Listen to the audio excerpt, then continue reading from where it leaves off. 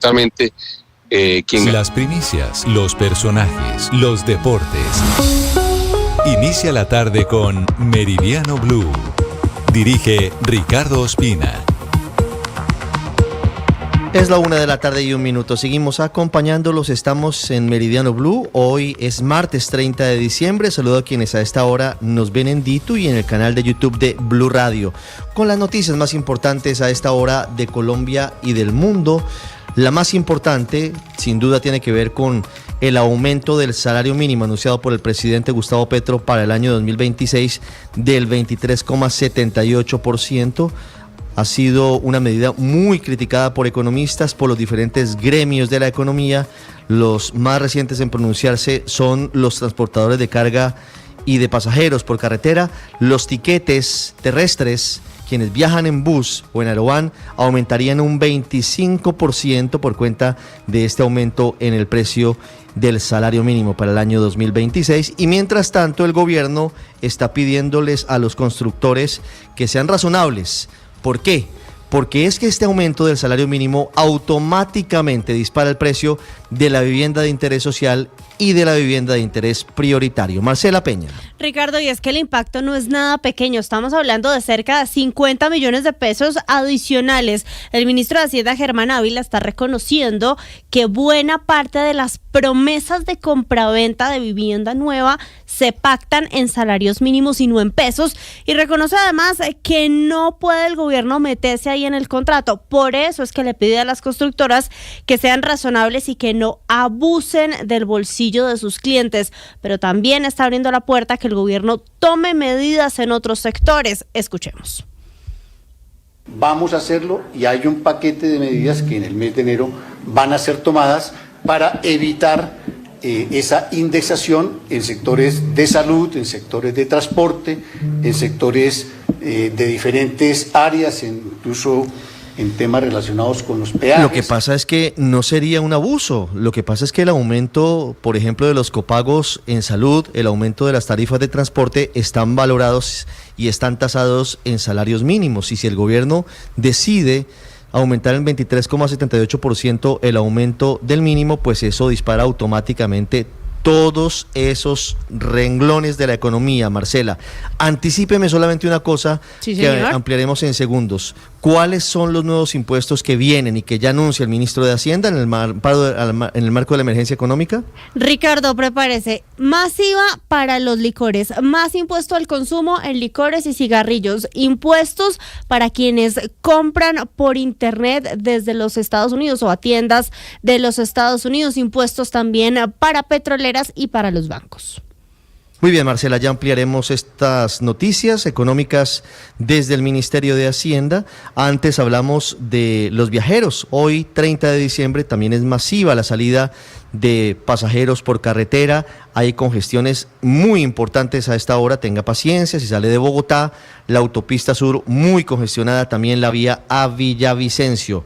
¿Qué está pasando hasta ahora? ¿Qué pasa con los tiquetes para el 31 de diciembre? ¿Qué dicen en la terminal de transporte? Nicolás Rodríguez. Los saludos de la terminal de transporte El Salitre. Como ustedes pueden ver en imágenes, es masiva la llegada de varios pasajeros que van a agarrar sus tiquetes y sus buses para irse a otros destinos de Colombia. Según la gobernación de Cundinamarca, se espera que por lo menos para hoy, por lo menos en la autopista sur, salgan más de 100.000 vehículos, pero entre hoy y mañana, 31 de diciembre, se espera que por los 9 corredores que tiene Bogotá salgan más de 800.000 vehículos. Cifras entregadas por la terminal de transporte confirman que por lo menos para hoy, el penúltimo día del año, se movilicen 96.500 pasajeros en aproximadamente 4.800 vehículos habilitados.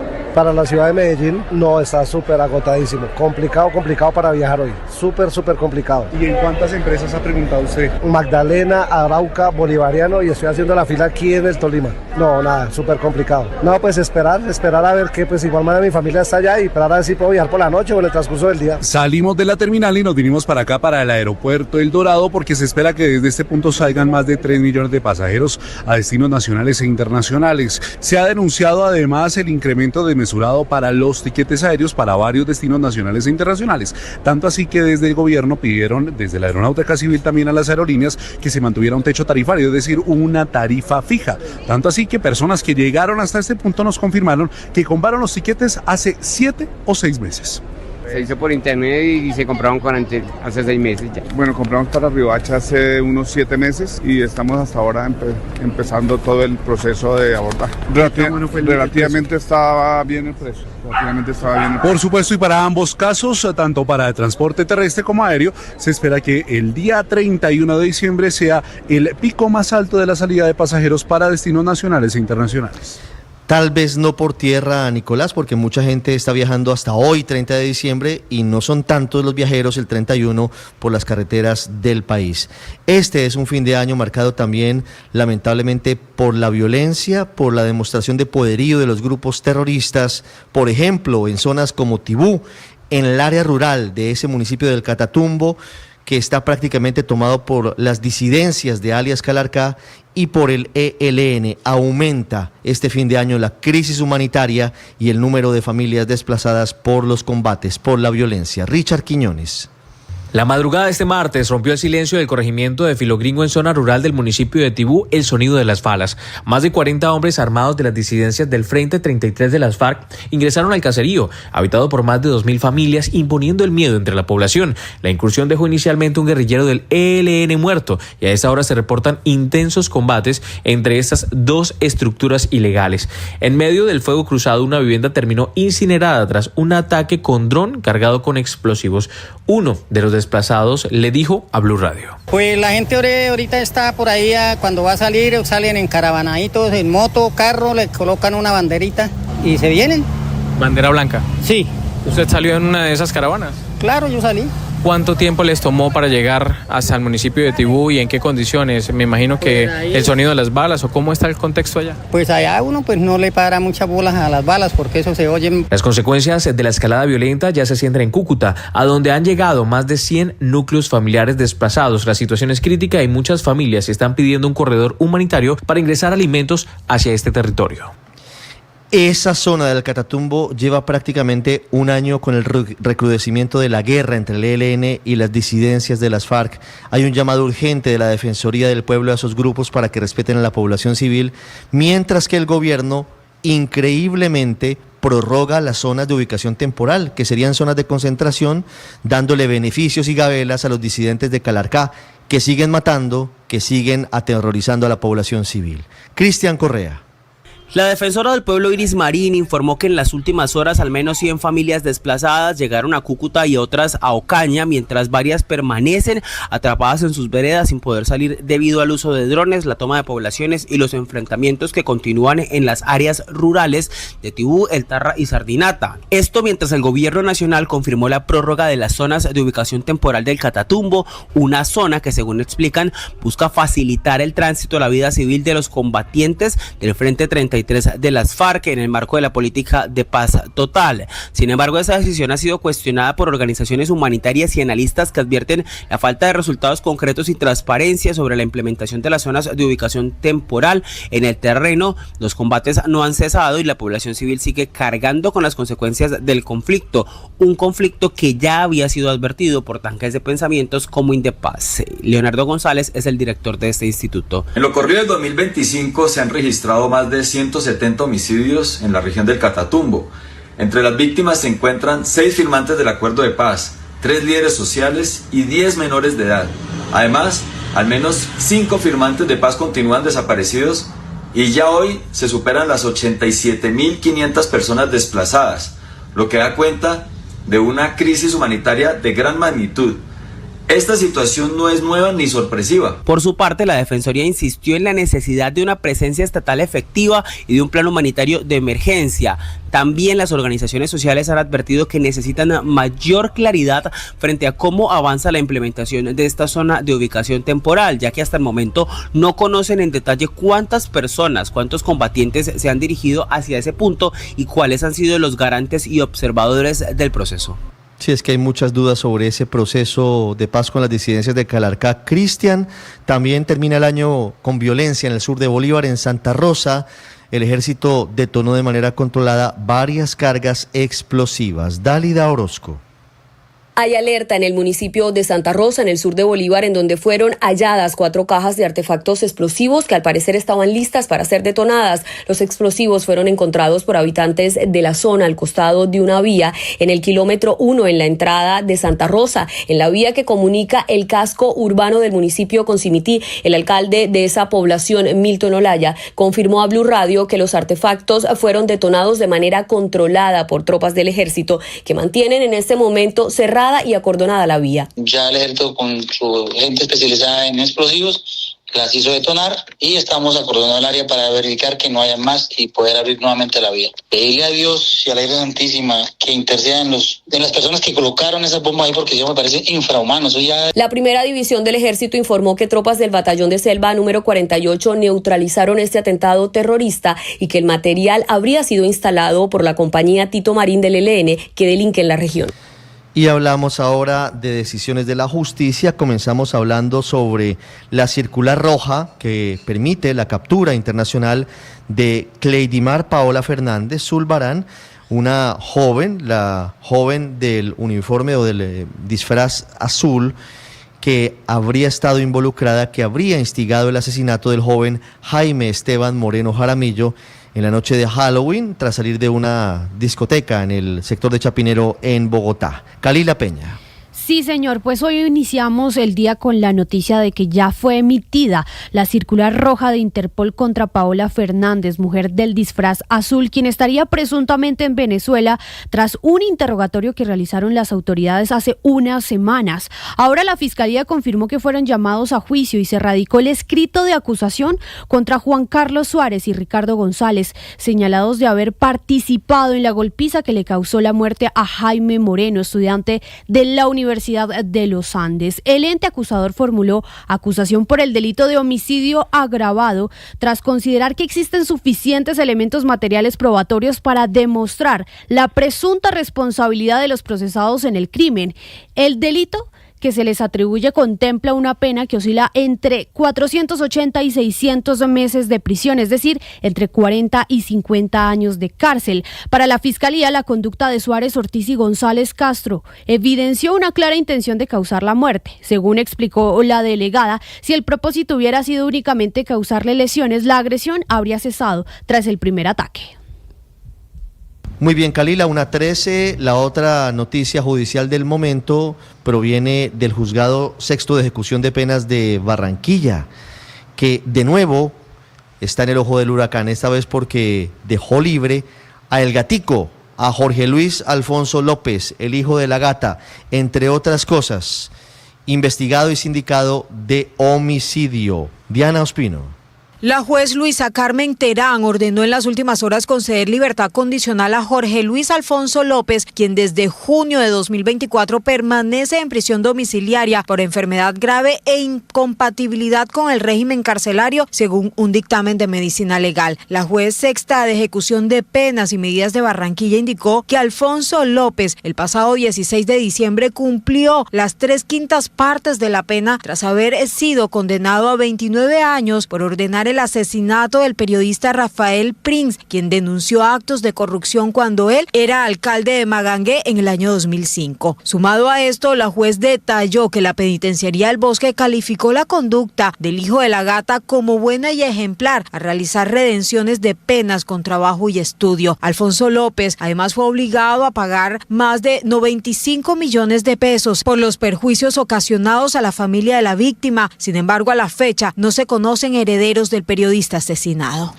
Se conoció el decreto mediante el cual el gobierno del presidente Gustavo Petro ordenó la desclasificación de los archivos del extinto DAS. Se conoce la hoja de ruta de quiénes, de qué entidades van a liderar ese proceso. Catherine Ávila.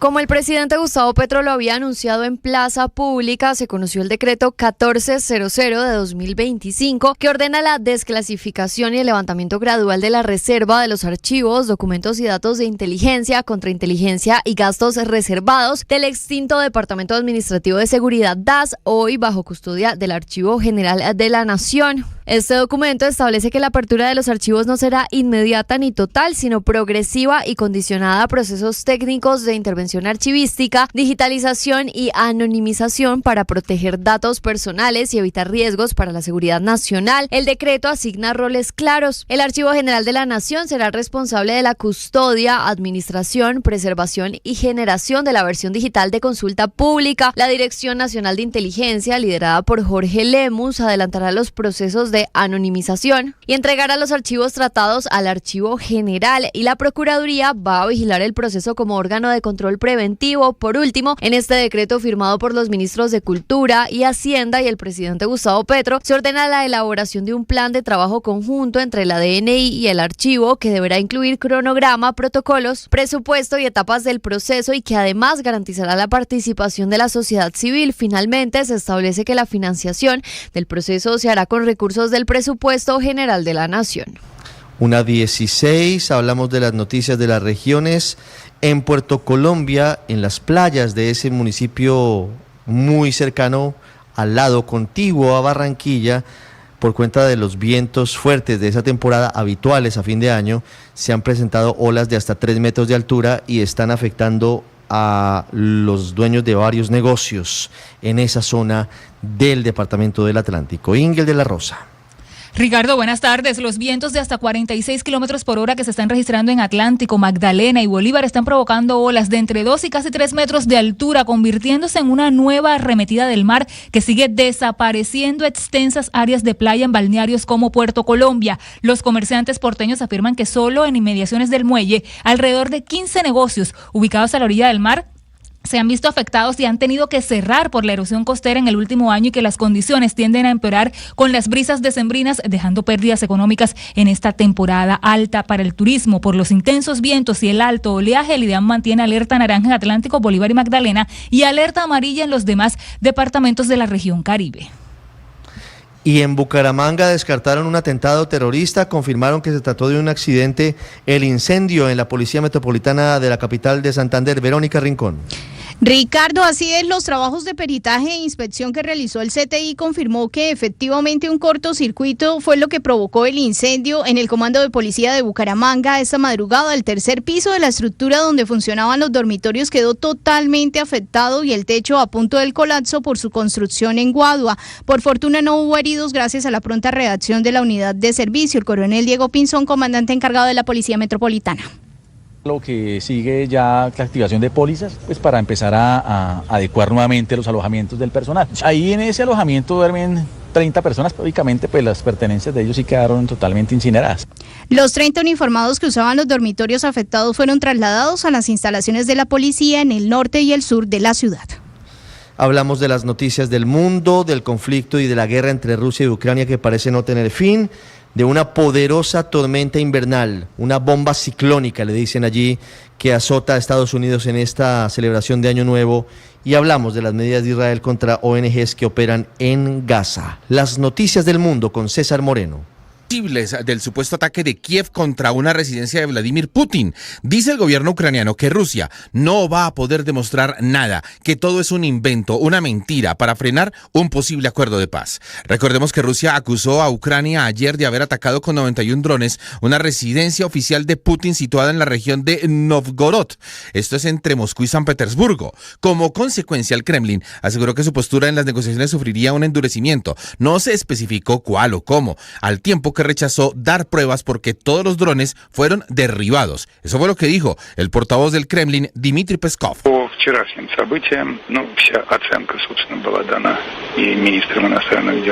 No creo que deba haber pruebas si se lleva a cabo un ataque con drones tan masivo que, gracias al trabajo bien coordinado del sistema de defensa aérea, fueron derribados, declaró Peskov.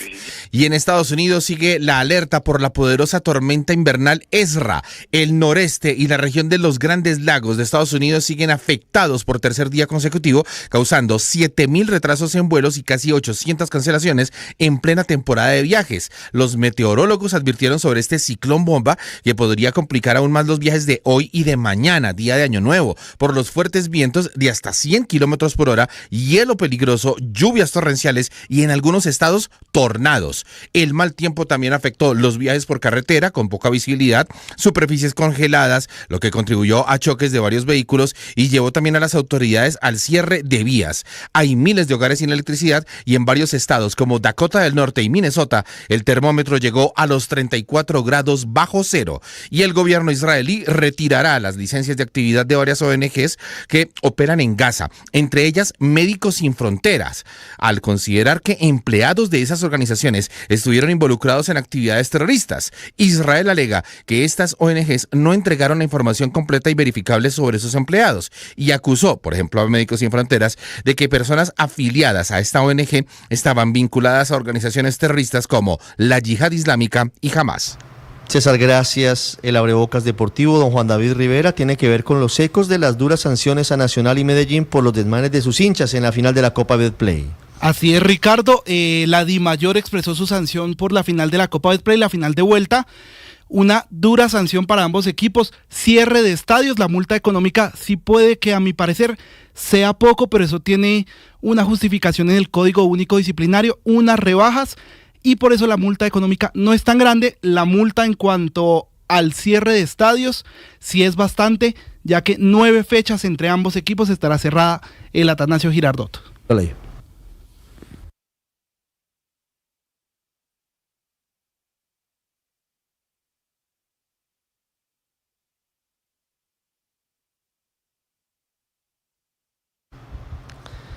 Una 21 con Cali Ají.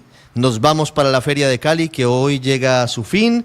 El tradicional barrio obrero despide la fiesta de los caleños con un concierto gratuito de esta orquesta, que es Guayacán, y del grupo Nietzsche. Alejandro Muñoz. Hola, ¿qué tal? Buenas tardes. Hasta ahora los saludo desde el barrio obrero centro de Cali, porque ya hoy la Feria de Cali finaliza su edición número 68 y justamente estamos sobre la calle 25, en la calle de la Feria, uno de los eventos más importantes para el día de hoy, porque se estarán presentando el grupo Nietzsche y la orquesta Guayacán. Este año la Feria de Cali tuvo una novedad, y es que después de casi 30 años se trasladó hasta el barrio obrero. Nosotros hablamos con Carlos Molina, director del Museo de la Salsa, y nos explicó por qué es importante, o por qué fue importante el regreso de la Feria de Cali hasta este sitio.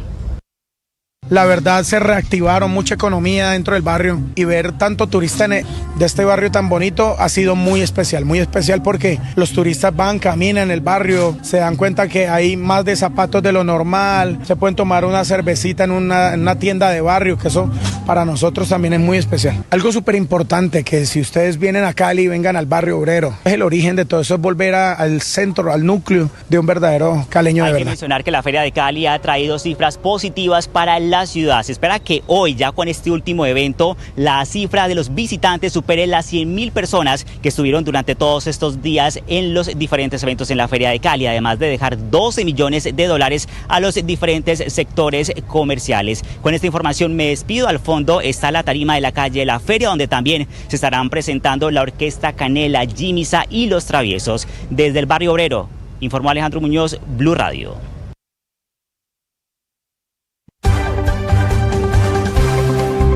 Atención, impresión. Hola, ¿qué tal? Mi nombre es Nicolás Rodríguez, periodista del servicio informativo de Blue Radio, y para estas fechas de diciembre les deseamos éxitos, muchas alegrías y por supuesto bendiciones, no solamente para el 24, para Velita, sino para el 31 y el inicio de este año 2026. Coman rico, celebren, pero por supuesto con mucha tranquilidad, con mucho respeto y por supuesto deseando éxitos para lo que se viene del 2026.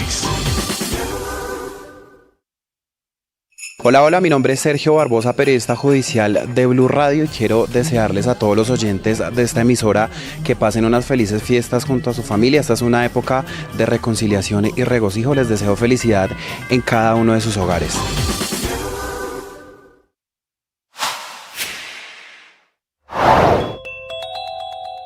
¿A qué se refiere Bruce McMaster cuando este menciona que 11 millones de colombianos son los que se verán afectados con el aumento del salario mínimo?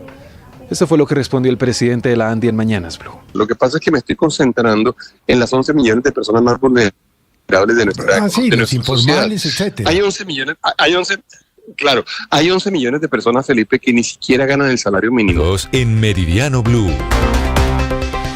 Muchas noticias de economía terminando el año 2025. Marcela, hablemos inicialmente del aumento del salario mínimo del 23,78% para el año entrante. Primera pregunta, ¿a quiénes les sube el sueldo y a quiénes no? Pues Ricardo, importantísimo aclarar que esto solamente les sube el sueldo a quienes ganan exactamente un salario mínimo en Colombia, es decir, 2.400.000 personas. No existe una norma que obligue a las empresas a subirle 23% a quienes ganan en la actualidad más de 2 millones de pesos. Tampoco existe nada escrito sobre quienes ganan menos de un salario mínimo, la mayoría de ellos en la informalidad. Todas esas personas dependen de acuerdos directos con sus empresas y con sus empleadores. Marcela, le pregunto ahora, ¿cuánto le queda costando a un empresario contratar a un trabajador por un salario mínimo? Porque una cosa es que tenga que pagar 2 millones de pesos entre salario y auxilio de transporte, pero faltan seguridad social, faltan las cesantías, faltan las primas, faltan una cantidad de elementos adicionales. ¿Qué dicen esas cuentas? Pues Ricardo, la cuenta dice que el costo es de 2.900.000 pesos, pero antes de hablar directamente de los empresarios le va a pasar un intermedio y son los contratistas. Para ellos el costo de pagar, por ejemplo, seguridad social se dispara y crece mucho más rápido que sus ingresos. Una de estas personas que trabaja por prestación de servicios es Andrés, esto nos contó. El incremento que nos hacen de nuestras prestaciones lo hacen con el IPC, pero nosotros cotizamos para que nos puedan pagar la seguridad social, nos toca cotizarla bajo un salario mínimo.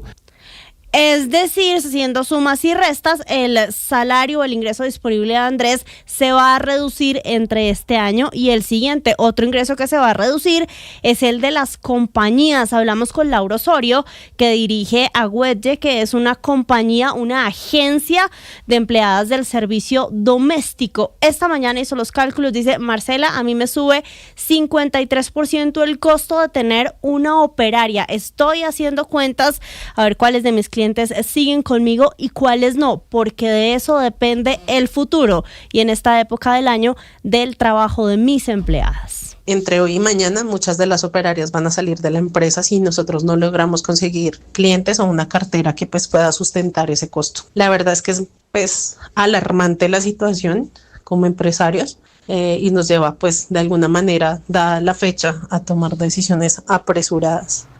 Pues imagínese usted lo que significa esta noticia, faltando pocas horas para terminar el año. Marcela, le pregunto por la otra noticia económica, y es que el gobierno entre hoy y mañana va a expedir los decretos que le van a imponer más impuestos a los colombianos en diferentes áreas. Impuestos de mediano y largo plazo, impuesto al patrimonio, decisiones que vienen en camino muy controvertidas como la repatriación de los fondos de pensión, de los dineros, de los ahorradores, de los fondos privados, suspensión de obras por concesión, pero además de eso, impuesto, aumento del IVA a los licores, muchas medidas que van a venir en los decretos de la emergencia económica. Sí, señor. Primero viene un gran decreto con una reforma tributaria. Incluye, entre otras cosas, que si a usted le gusta el trago, ya no va a pagar 5% de IVA, sino 19%. Ojo, aquí no está incluida la cerveza. El gobierno ha dicho, este es un producto de alto consumo social, por eso no lo incluimos ahí. Sin embargo, los licores van a tener, además de ese impuesto, un impuesto al consumo. Impuesto al consumo van a pagar también los cigarrillos, no solo los convencionales, sino también los vapeadores o cigarrillos electrónicos.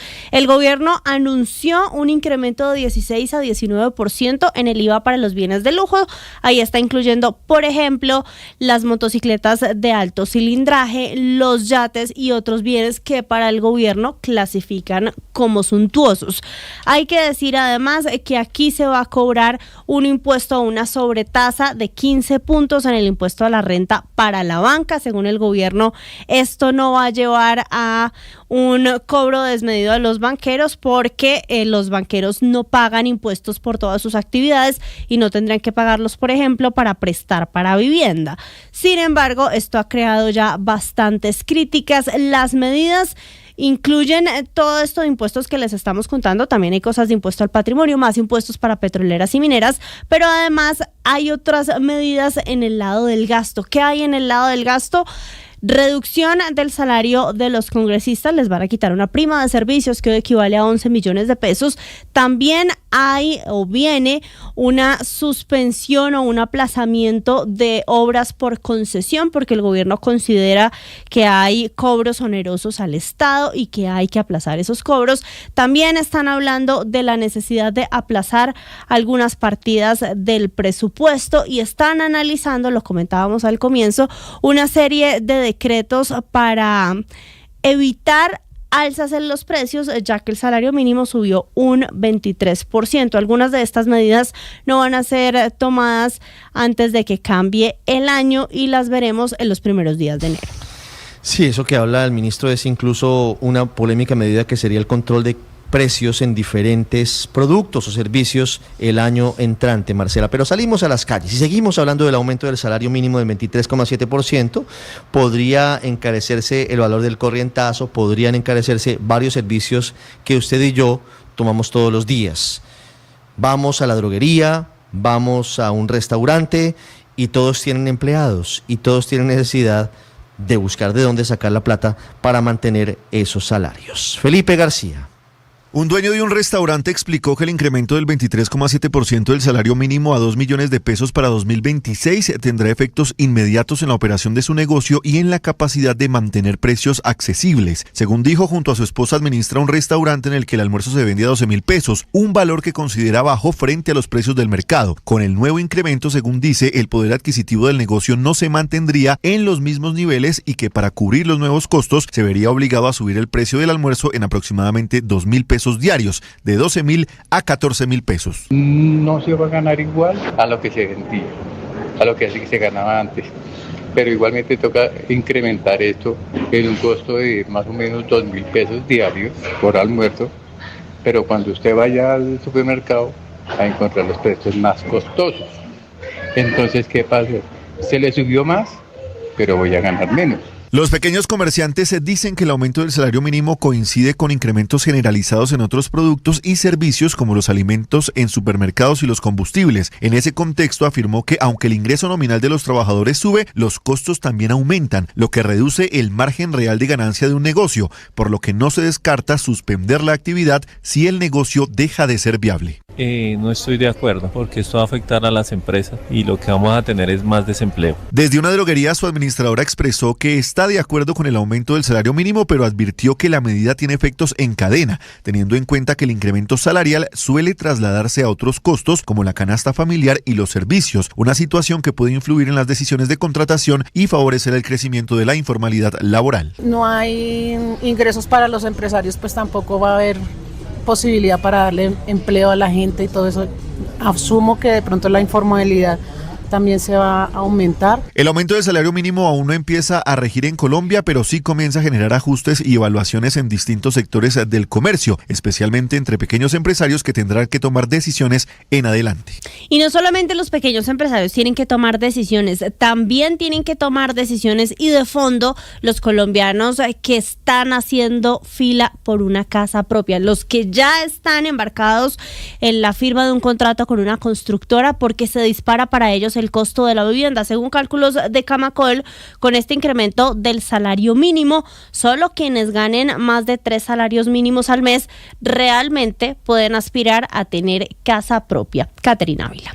La vivienda de interés prioritario BIP tendrá un incremento de 29 millones en su valor, mientras que la de interés social BIS un aumento de 48 millones de pesos. Esto haría imposible que una persona que gane menos de 3 mínimos pueda comprar este tipo de inmuebles. Ella es Carolina Martínez, experta en la compra de vivienda. La primera es vivienda de interés prioritario, que es de hasta 90 salarios mínimos para las ciudades principales. Pasaríamos de 128 millones que estaban en el 2025 a 157 millones para el 2026, un incremento de 29 millones.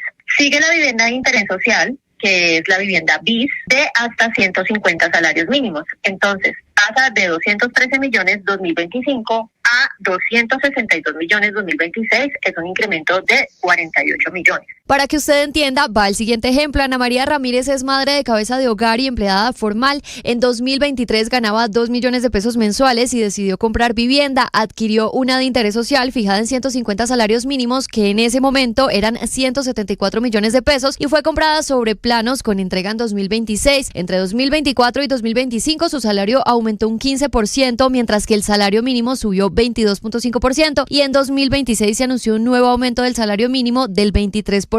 Con ello, el valor de su vivienda quedó en alrededor de 263 millones, más de 90 millones de pesos adicionales. Si ella gana 2.500.000, un crédito de 183 millones, con una cuota fija en pesos, o sea, 20 años, estamos hablando que está alrededor de 1.800.000. Y ella, por capacidad, según ley de vivienda, que dice que el máximo es 40%, su cuota no puede superar 1 millón de pesos, quedaría completamente fuera de su capacidad. Este golpe para el sector se suma a la suspensión de Mi Casa Ya. 1.35, como les anticipábamos, los transportadores por carretera dicen, ojo, porque esto va a aumentar en al menos 25% el precio del pasaje si usted toma un bus, toma un aerovan para viajar por tierra por las vías del país. Nicolás Rodríguez. Ricardo, y dicen además que esto también va atado al índice de costos del transporte intermunicipal de pasajeros, como lo dice el DANE, que dicen ellos que representa por lo menos el 33% de la estructura del sector, y la nómina de cada una de estas empresas de transporte puede alcanzar un 18% del total. Dicen ellos que un incremento salarial del 23% sin mejoras en productividad ni ajustes estructurales se traduce directamente en sobrecostos, no solamente para las empresas, sino para quienes vayan a comprar los tiquetes y vayan a viajar por las carreteras de Colombia. Eso lo mencionó quien es Camilo García, el vicepresidente de ADIT. ¿Qué terminará sucediendo en enero? Que aparte de los incrementos de los costos laborales, vamos a tener muchos incrementos de nuestro sector asociados al salario mínimo y otros al IPC, que llegarán en el mismo momento. Multas, servicios de trámites, licenciamiento, seguros, peajes. Esto y a eso súmele, Ricardo, también a la negativa que tienen por lo menos de este sector, que esos costos se pueden duplicar, triplicar o cuatriplicar por el mal estado de las vías, los bloqueos permanentes, los retrasos en proyectos estratégicos de infraestructura y, por supuesto, una gestión de vial ineficiente. Dicen ellos que esto podría generar un déficit muy grande en el sector del transporte en Colombia.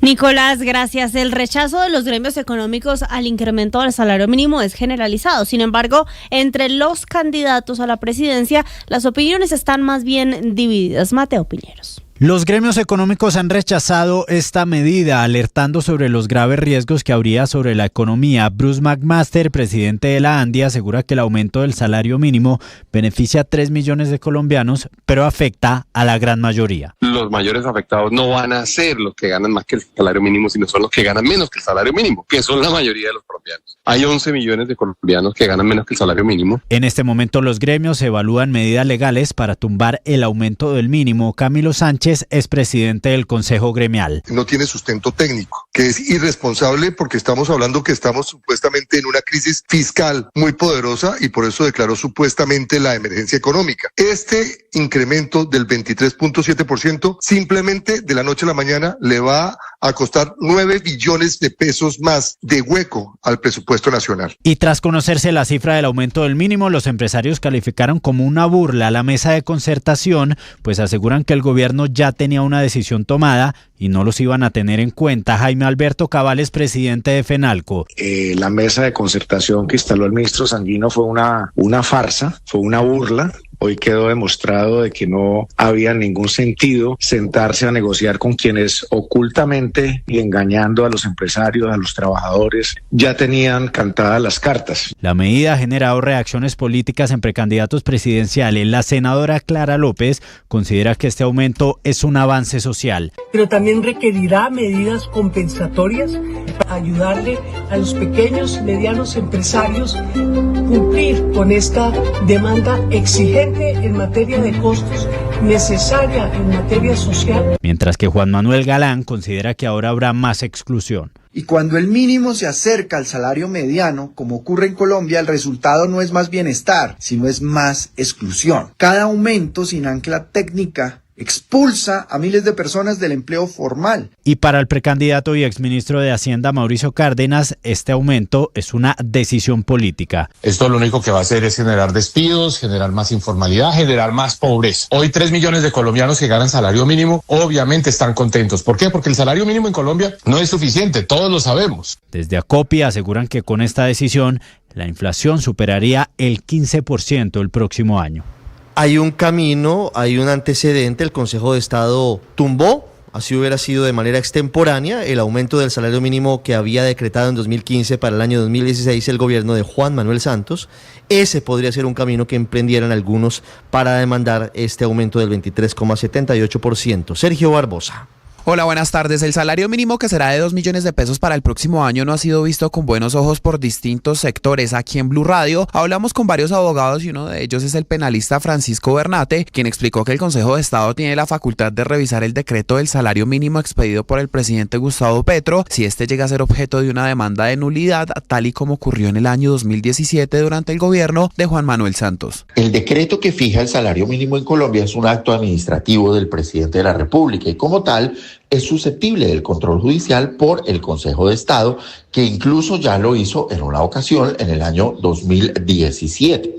Pero ahí el debate era un poco diferente, era un salario mínimo que el gobierno fijó vía decreto y que las organizaciones sindicales consideraron que era muy por debajo del aumento del costo de vida. En aquella ocasión el alto tribunal acogió el argumento de que el gobierno Santos no justificó de forma técnica y suficiente las razones para fijar ese porcentaje específico del salario mínimo para el año 2016.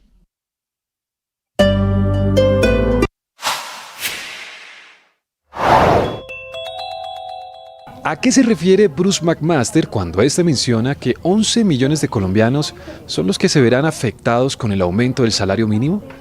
Esto fue lo que respondió el presidente de la ANDI en Mañanas Blue. Lo que pasa es que me estoy concentrando en las 11 millones de personas más vulnerables de nuestra de los informales, sociedad. etcétera. Hay 11 millones, hay 11 millones de personas, Felipe, que ni siquiera ganan el salario mínimo. Hay 11 millones de personas que en promedio reciben 1.040.000 pesos al mes. Póngase usted entonces en la posición de una persona que recibe 1.040.000 pesos al mes, que no le van a hacer un aumento del 23.5 porque no tienen ni siquiera un contrato de trabajo y que en cambio se va a tener que pagar la inflación. Por eso me refiero a ellos, porque le digo, usted y yo hacemos el esfuerzo y mucha gente tiene cómo hacer el esfuerzo para pagar las cosas más costosas. Sí. Ayer el presidente decía que esto era una discusión, según Pibes Rafa, la inflación era una discusión de lucha de clases, dijo él en su alocución, ustedes lo oyeron. Y puede tener algo de razón. Que los ricos se gastan 2 millones de pesos en una noche de rumba.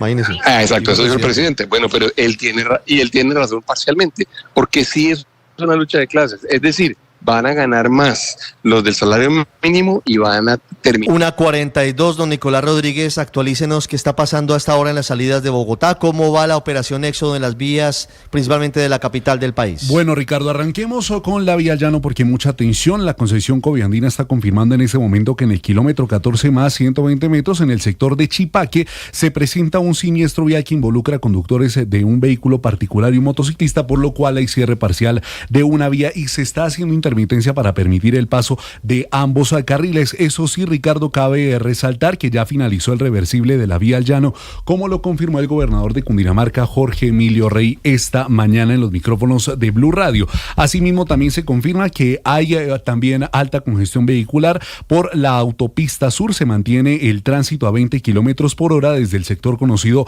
como León 13 y hay bastante flujo en Chusacá. Esto antes de llegar por lo menos al primer peaje de la salida de Bogotá hacia municipios como Girardot, como Melgar y también como Chinauta, como Boquerón, que según además la concesión vía Sumapaz, en este punto están llegando varios pasajeros para quedarse y también para hacer algunas paradas, evitando tanto así el trancón. Y mucha atención porque en Bogotá, sobre la autopista norte con calle 82, a esta hora se realizan labores de criminalística de una persona que falleció en un accidente de tránsito que involucró un ciclista que quedó sobre el andén de esta importante vía. Dice también la Secretaría de Movilidad en este momento que hay cierre por lo menos de la calzada lateral porque la motocicleta y la cicla quedaron, que están involucradas en este accidente, quedaron sobre la mitad de la vía. Y mucha atención porque también el gobernador de Cundinamarca hace pocos minutos confirmó que también es alto el flujo vehicular sobre la vía al llano porque se acaba de presentar un accidente de tránsito en el kilómetro 0 antes de pasar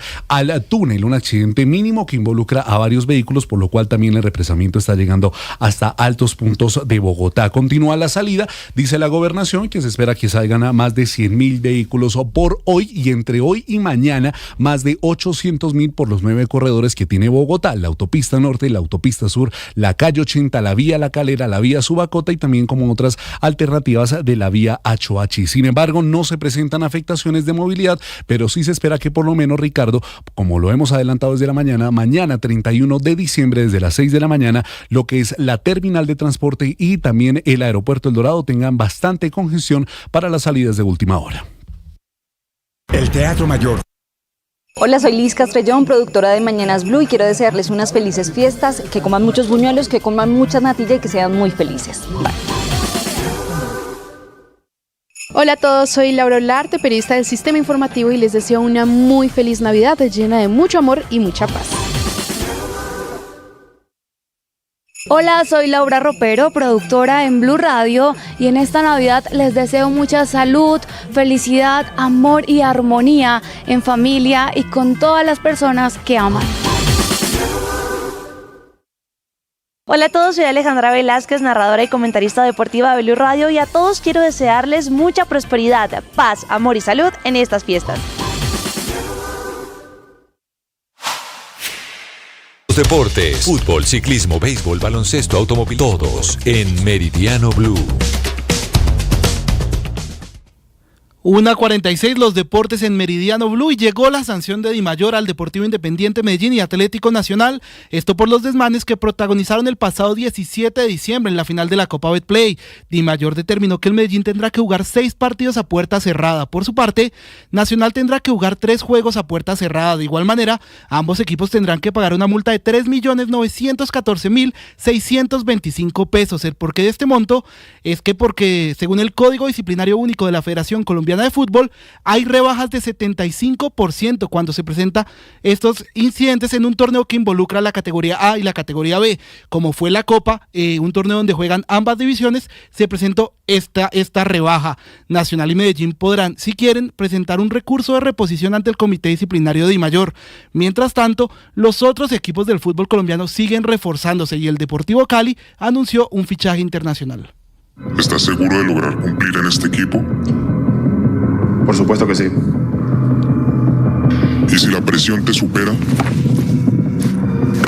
Estoy preparado para cualquier reto. Escuchamos el video con el que el Deportivo Cali presentó al peruano Pedro Galese, arquero titular de la selección de Perú y mundialista en el 2018. Galese, de 35 años, llega proveniente del Orlando City de la MLS, donde estuvo 6 años.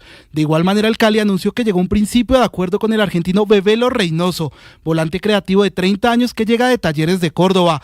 Por su parte, el Junior de Barranquilla, el actual campeón, anunció la renovación de Guillermo Paiva. El paraguayo hizo 5 goles este semestre con el equipo y renovó hasta el 2028. Y a Portugal llega un nuevo colombiano. El Sporting Braga anunció el fichaje de Sami Merek como nuevo refuerzo del equipo. Merek llega al equipo portugués como agente libre luego de rescindir con el Pereira por la falta de pagos. El pereirano de 19 años firmó con el Braga un contrato por 2 temporadas y media que lo vincula hasta mitad del 2028, pero que tendrá la opción de ser ampliado por 2 años más. Sobre su llegada al fútbol europeo habló Sami Merek. Estoy muy contento, es un paso que quería dar hace un tiempo, venía trabajando en llegar a Europa, en llegar a un equipo grande en Europa. Hoy llego aquí al Braga, que es uno de los más grandes que tiene este continente, y bueno, estoy muy contento, muy ilusionado y muy motivado para hacer nota. Merek en el Pereira este año registró 8 goles y 2 asistencias en 29 partidos jugados. Será el quinto colombiano en el Braga, luego de Guasón Rentería, Eric Moreno, Felipe Pardo y Cristian Borja. In on Jones, Jaquez short, and Jokic is hurt. Escuchamos el momento en el que Nikola Jokic, la estrella de los Denver Nuggets, cae lesionado y se agarra su rodilla izquierda luego de un choque con su compañero Spencer Jones. Esto sobre el final del segundo cuarto en el juego entre los Nuggets y Miami Heat. La lesión de Jokic, quien es el candidato número 1 a ser MVP de la NBA esta temporada, encendió las alarmas. Y hoy, sobre el mediodía, su equipo sacó un comunicado diciendo que tras una serie de exámenes se determinó que el serbio solo sufrió una hiperextensión de rodilla izquierda y se perderá inicialmente las próximas 4 semanas. Luego de eso, volverá a ser evaluado. 1:49, con la información del mejor básquet del mundo, cerramos los deportes en Meridiano Blue. Se viene el Mundial. Avanzamos en la tarde de este...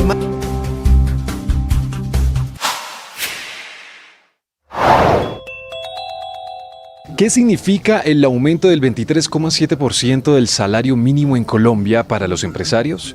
Esto fue lo que respondió Jorge Enrique Bedoya, presidente de la Sociedad de Agricultores de Colombia en Mañanas Blue. Pues mire, más que para los empresarios es para todos los colombianos. Aquí hay que tener presente que con este decreto el gobierno nacional está dejando votados a más de 11 millones de colombianos que ganan menos del salario mínimo. Y eso no es menor, Ricardo, porque pues al final del día ya habrá que ver a partir de enero los efectos que eso se pueda traer en diferentes tipos de empresas, particularmente las pequeñas, las que tienen que competir en el mercado internacional. Pero a este mercado laboral colombiano, que tiene una tasa de informalidad laboral superior del 51%, con este decreto el gobierno está condenando a millones de colombianos a que no puedan llevar a tener un trabajo formal. Eso es lo primero. Lo segundo, como lo decían ahora en la conversación con Fabio, y tal vez lo decía Paola, dato mata relato. Mire, una cosa que es importante tener en cuenta, porque Fabio decía que el empleo se había crecido y que la formalización también y demás. Siga la entrevista completa en nuestro canal de YouTube. En Blue le ponemos cara a la radio.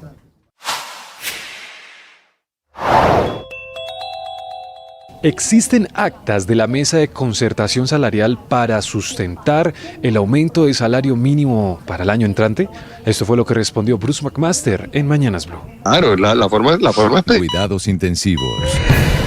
Blue Radio informa. 1:51, la nueva EPS ya anunció quiénes van a ser los nuevos gestores farmacéuticos que van a entregarles medicamentos a los pacientes de la mayor EPS del país, que antes lo reclamaban en Colsubsidio, ya que esta caja de compensación decidió que solamente prestará ese servicio hasta este miércoles 31 de diciembre.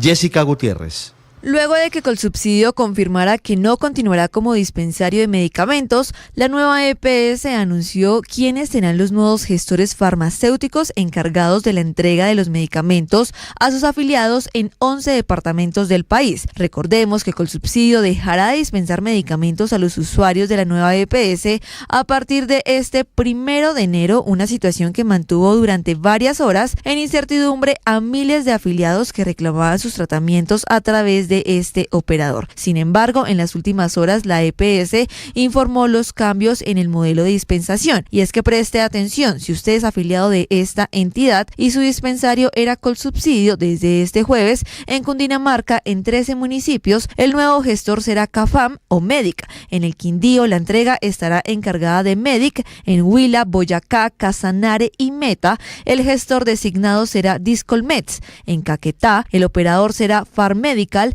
En Antioquia, en 21 municipios, y en Medellín la dispensación se realizará a través de Todo Drogas y Medic. En Tolima y Valle del Cauca el gestor será Medic, mientras que en Bogotá la entrega de medicamentos estará a cargo de CAFAM y Audipharma. Y es que recordemos que este no es el primer anuncio relacionado con cambios en la entrega de medicamentos. Meses atrás ya se había generado preocupación tras la circulación de un documento que advertía sobre una posible interrupción del servicio de dispensación, especialmente para los tratamientos de alto costo. Pero estos anuncios, Jessica, no dejaron tranquilos a los usuarios en Antioquia, que siguen preocupados por lo que va a pasar a partir de este jueves. Felipe García. Marcela, es que la decisión afecta a más de 500.000 personas aquí en el departamento de Antioquia, y sin embargo IPS hace parte de tranquilidad que dio la nueva EPS con el nuevo gestor, que recordemos será Todo Drogas. En Antioquia miles de pacientes han mostrado su preocupación por lo que será la entrega de medicamentos desde este 1 de enero. Pero si imagina la nueva EPS, yo ahora estuve por allá y eso va a colapsar mucho. La mayoría de las veces viene uno y siempre le falta algo, nunca están completos. Que la nueva EPS eso es una porquería y eso no les dan medicamentos. Recordemos que Colsubsidio solo garantizará la entrega de medicamentos hasta el 31 de diciembre a las 12 del mediodía aquí en el departamento de Antioquia, por lo que se invita a los usuarios de la nueva EPS a consultar la sede de Todo Drogas en Antioquia, sin que se descarte que haya más sedes en Medellín, en donde solo la EPS tiene 200.000 usuarios, Marcela. Hola, yo soy Lala Sarmiento, locutora y presentadora de la emisora La Calle, la manda más, que hace parte del canal Caracol. Quiero desearles a todos ustedes una feliz Navidad, un próspero año 2026, que Dios pues cumpla todos los anhelos de sus corazones, que sea una época para compartir en familia, entre amigos, y que obviamente siempre estén conectados con estas dos emisoras, tanto Blue Radio como La Calle, la manda más, y que el próximo año todos sus sueños también se hagan realidad. Sigan en sintonía, un abrazo.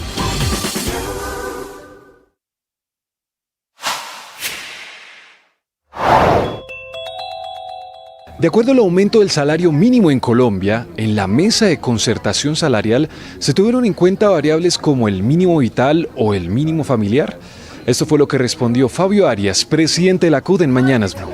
Por supuesto, por eso le digo yo, el primer informe que se presentó en la Comisión de Concertación fue el informe sobre el salario mínimo vital de la OIT, unos especialistas de Ginebra, sí, que hicieron el estudio, lo presentaron directamente en la Comisión de Concertación e hizo parte de los... Mediano Blue.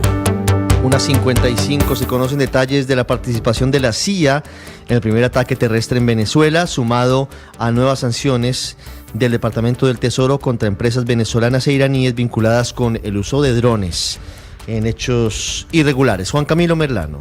Son medios como CNN y el New York Times los que están publicando detalles del primer ataque de Estados Unidos en territorio venezolano, revelado en principio por el mismo presidente Donald Trump. Habría sido en una zona costera de Venezuela, en contra de un puerto que, de acuerdo a la inteligencia de los Estados Unidos, era utilizado por la organización terrorista Tren de Aragua para cargar con drogas embarcaciones.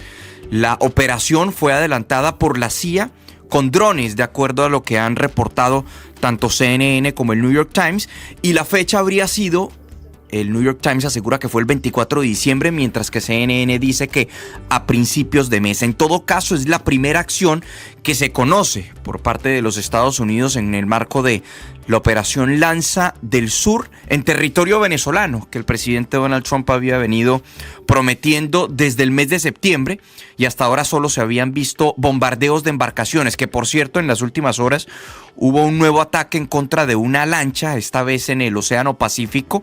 2 personas iban a bordo, ya son en total 107 muertos y 30 ataques los que se han venido presentando. Adicionalmente, el Departamento del Tesoro está anunciando sanciones el día de hoy en contra de individuos iraníes y empresas iraníes y venezolanas.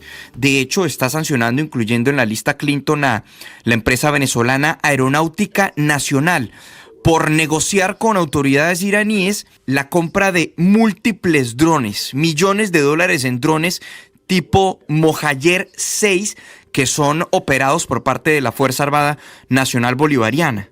Así como también están imponiendo sanciones en contra del presidente de esa compañía venezolana, José de Jesús Urdaneta González.